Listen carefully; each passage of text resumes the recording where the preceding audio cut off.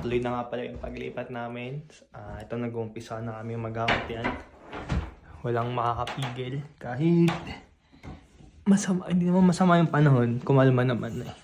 Ito, lilipat na. Ayan. Kahit isa ko lang naglilipat, nag-aakot-akot na kami. Ayos na kami dito kasi paumpisa na nga yung winter. Kailangan na naming mababa. So, may na lang. Ayan, umalis na yung unang batch. Ayan, babalik na lang sila. Mag-hakot ulit. Fast forward, nakadalawang balik na kami. Tapos ito, babalik na ulit kami sa bahay upang linisin. Ang original na plano is pagpapabukas pa yung paglinis. Pero kahit gabi na, magagabi na itutuloy na namin paglilinis para bukas puro pahinga na lang. Nakabalik na nga kami sa dating bahay. Tapos ito, naglilinis kami. Nililinis ko muna yung kwarto ko. Nagwawalis-walis para walang reklamo yung may-ari ng bahay na hindi namin inayos yung pag-alis namin. Tapos yan, makikita nyo medyo maayos na. Pabalik na rin kami ng bahay. Yan, huling sulyap sa dating bahay na maganda ang view. Paalam, salamat sa halos 1.5 buwan na tumira kami dyan.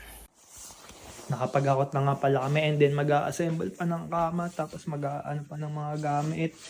Itong may ibababa pang may ibababa pang cabinet pero bukas na lang. Ito, i-assemble pa itong kama. Yan. Kama yan kasi binaklas namin para magkasya sa sasakyan.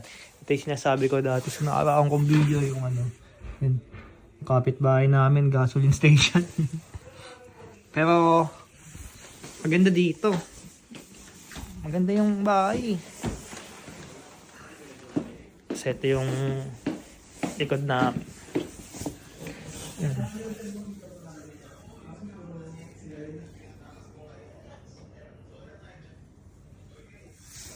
So, mamaya na lang mag-aayos pa kami ng gamit eh.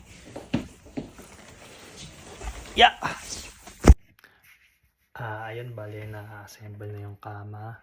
Tapos, kasi madami pang liligpit, madami pang kalat. Madami pang kalat. Yan.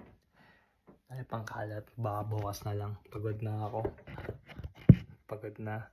Kasi, 2 beses naghakot. Tapos, naglinis pa dun sa dating bahay. Kaya ngayon, magpapahinga na muna. Maganda tong bahay. Tapos, itong kwarto mas malaki compared dun sa dating kwarto sa lumang bahay. And yan, may bago na tayong background pag magbe-video, mag-tiktok, may bago tayong background. So sige, bukas na lang.